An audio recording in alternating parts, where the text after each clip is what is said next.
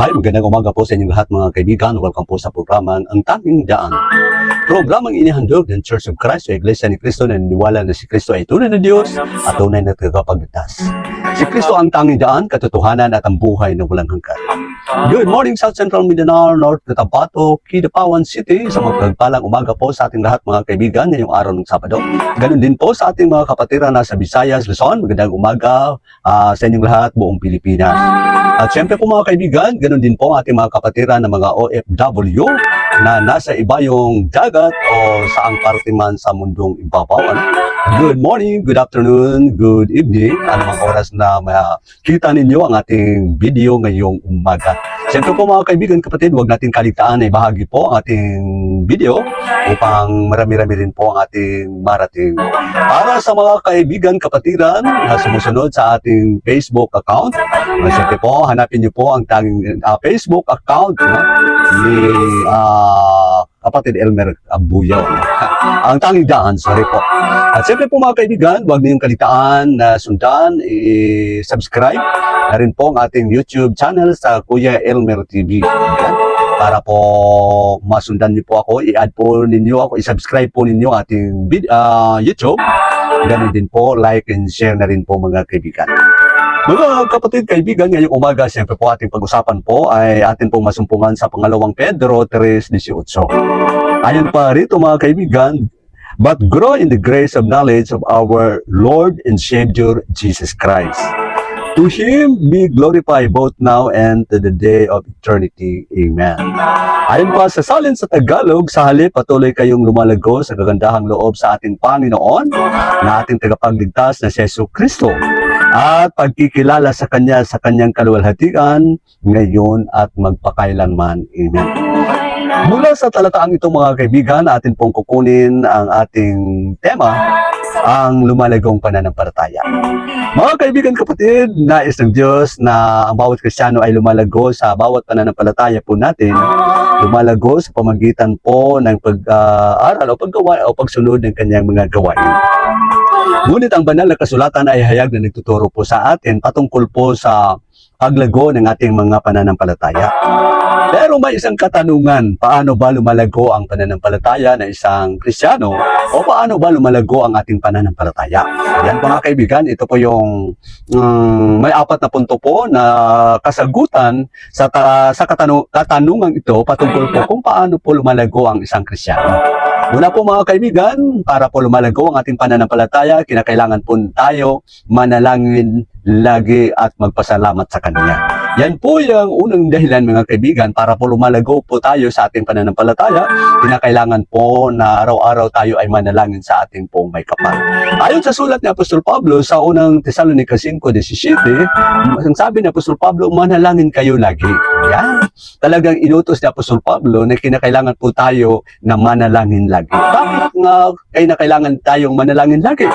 Sapagkat ang sabi ni Pedro sa unang Pedro 5:8, ito po ang sinabi ni Pedro kung bakit sinabi ni Apostol Pablo, kasagutan doon sa sinabi ni Apostol Pablo, na kinakailangan po natin na manalangin lagi. Ayon po sa unang Pedro 5:8, maging handa kayo at mapagbantay. Yan. Ang diablo, ang kaaway ninyo ay parang liyong umuungal at ali-aligid at naghahanap ng malalapa. Yan po mga kaibigan. Talagang bakit sinabihan tayo, sinulatan tayo ni Apostol Pablo na kinakailangan ng bawat Kristiyano ay manalangin sapagkat 24/7 gumagawa ang diablo ng paraan kung paano tayo niya malalapa. Kaya kinakailangan para po hindi po tayo malalapa ng diablo, kinakailangan na manalangin tayo sa bawat oras, bawat araw ng ating buhay mga kaibigan kapatid. Ayan po, bakit kinakailangan po natin manalangin at magpasalamat sa Kanya? Ang panalangin, yan po ang paraan sa pakikipag-usap sa Diyos. Ayan po mga kaibigan. Sa pamagitan po ng ating panalangin, doon po natin na makausap ang ating Panginoon. Ayon pa sa Jeremias 33:3, kung manalangin kayo sa akin, tutugunin kita. Ayan.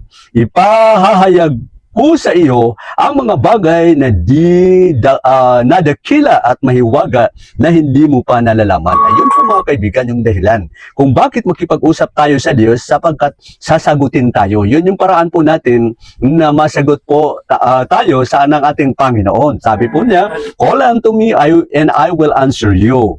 We tell you a great and hidden things that you may have that you have not known. Ayan po, talagang ipapakita ng Diyos ang mga bagay na simulat sa pool, hindi pa po natin nalalaman ang mga bagay na yun. Kung tayo po ay manalangin po sa Kanya. So mahalaga po sa isang Kristiyano na kailangan manalangin. Bakit kailangan manalangin? Lahat ng ating alalahanin, ipasa Diyos po natin. Alam po natin na bawat isa po sa atin, maraming inaalala sa ating buhay na sa panahon natin ngayon na sobrang mahal ang lahat ng bilihin. Kailangan po tayo manalangin sa Kanya mga kaibigan. Ang lahat ng ating mga alalahanin sa buhay, kailangan po ipasa Diyos po natin sapagkat po yun po ang nais ng Panginoon. Ayon pa sa sulat ni Apostol Pablo sa Philippians 4:6-7. Ito po ang sinabi ni Apostol Pablo. Huwag kayong mabalisa tungkol sa anumang bagay. Sa halip, hingin ninyo sa Diyos ang lahat ng mga kailangan sa pamamagitan ng panalangin na may pagpapasalamat. Ayun, kinakailangan talaga humingi tayo sa Diyos at siyempre po magpasalamat din po tayo sa Kanya. Ang kapayapaan ng Diyos ay hindi kayang maunawaan ng tao na siyang mag-iingat sa inyong puso at pag-iisip dahil sa inyong pagkikipag-isa kay Kristo. Ayan po, hindi po natin maunawaan kung paano tayo minahal ng ating Panginoon dahil po sa ating pagkikipag-isa kay Kristo. Kaya, mahalaga po sa bawat isang Kristiyano, malalaman po natin na lumalago ang kanyang pananampalataya kung palagi siyang manalangin. Okay, pangalawang punto po mga kaibigan. Una kanina panalangin. Ngayon, magbasa ng banal na kasulatan. Siyempre po mga kaibigan, kinakailangan po ng bawat isa po sa atin ay marunong magbasa ng banal na kasulatan. Ayon sa Revelation 1:3, pinagpala ang bumabasa ng aklat na ito at ang mga nakikinig ng propesiyang ito at tinutupad ang nasusulat dito sapagkat malalapit na ang itong maganap. Yan po mga kaibigan, talaga kaibigan.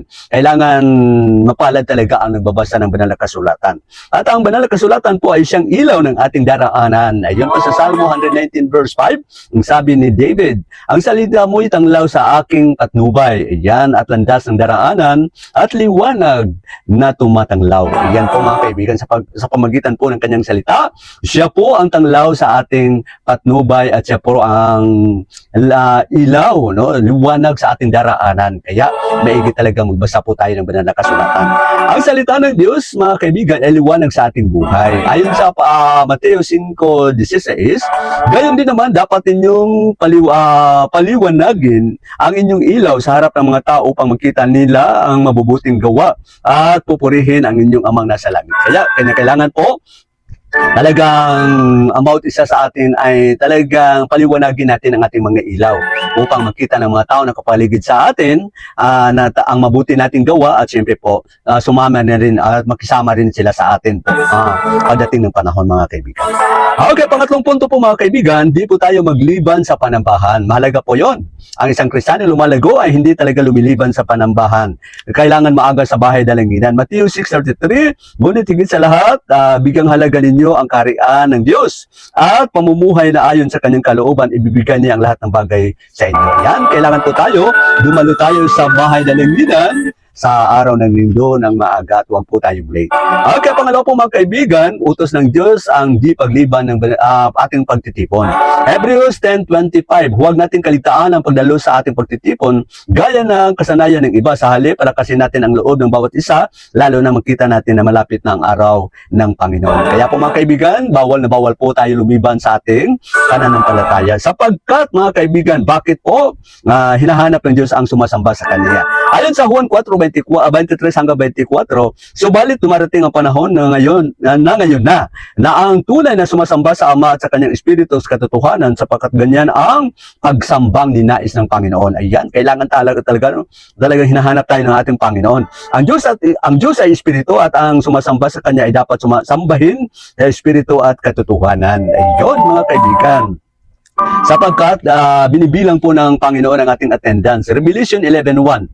Pagkatapos binigyan siya ng panukat sa paraang tungkod na sinabihan, tumayo ka at sukatin mo ang templo ng Diyos at dambana at bilangin mo ang mga sumasamba roon. Ayan mga kaibigan, kung paano kung ayaw mong sumamba, di ka pumunta ng lumiban ka, hindi kami bibilang po mga kaibigan. So kinakailangan po ang bawat isa sa atin ay talagang wag natin kaligtaan ang ating pagtitipon. Pangwakas na punto po mga kaibigan, makibahagi po tayo sa lahat ng gawaing Kristiyano. Ayan, yan po yung dahilan. Makikita natin na ang isang tunay na Kristiyano ay lumaligo sapagkat nakikibahagi po siya sa lahat ng gawain po. Tumutulong material at pinansyal. Pangalawang Korinto 9:7. Ang bawat isa ay magbigay ayon sa kanyang pasya. Huwag maluwag sa loob at hindi napipilitan lamang sapagkat iniibig ng Diyos ang nagbibigay na may kagalakan. Ayan. Kung tayo po ay tumulong, magkibahagi po sa gawaing Kristiyano, kailangan maluwag po sa ating puso ang ating pagtulong pinansyal at lahat ng gawain po mga kaibigan. Okay, siyempre po mga kaibigan, makilahok sa anumang gawain mga Kristiyano. Mga Galatia 6:2. Magtulungan kayo sa pagbuhat ng pasanin ng bawat isa sapagkat sa gayong paraan matutupad din niyo ang kautusan ni Jesus. Ayan mga kaibigan. So kailangan po makilahok po tayo, makibahagi po tayo sa gawain. So, sa pamagitan po ng ating pagtutulungan para na rin na natupad po natin ang kautusan ng ating Panginoon. At siyempre po mga kaibigan, makiisa sa gawain ay yun po ang sabi ni James. Ang relihiyon na dasila ay walang dumi sa harapan ng ating Diyos at Amang ito, pagtulong sa mga ulila at sa mga byuda at kanilang kahirapan sa pag-iingat ng kasarili upang wag kasamaan ng mundong ito. Ayan po mga kaibigan, yung pagtulong sa mga nangangailangan po, isang bahagi rin po gawain ng Kristiyano para po makatulong sa bawat kapatiran sa pananampalataya. Mga kaibigan, kapatid, kumusta na po ang ating buhay? Kumusta na po ang ating mga ginagawa sa buhay? Sana po mga kaibigan, lumalago po tayo sa ating pananampalataya sapagkat po, nais ng Panginoon na ang bawat isang Kristiyano ay lumalago sa pamagitan po ng mananalangin bawat araw at ang bigay pasalamat sa ating Panginoon. Siyempre po, ang pagbabasa ng kanyang salita po, mga kaibigan, kinakailangan din po natin yan. At ang pangatlo po ay ang di pagliban sa ating gawain at pangwakas po, makibahagi po sa gawaing Kristiyano. Sana po may napulot kayong aral sa ating pinag-usapan ngayong umaga. Magandang araw at maraming salamat po at huwag niyong kaligtaan, ibahagi po ang ating video at siyempre po huwag kaligtaan na mag-subscribe at click the bell button para po sa ating YouTube Kuya Elmer TV. Maraming salamat at God bless po sa ating lahat. Maraming salamat. Inyong napakinggan ang programang Ang Aming Daan. Naway sa pamamagitan ng programang ito ay inyong nakamtan ang pagpapalang espiritual hanggang sa susunod na pagkakataon. Maraming salamat po sa inyong pakikinig at pagtangkilik. Jesus, tanging daan.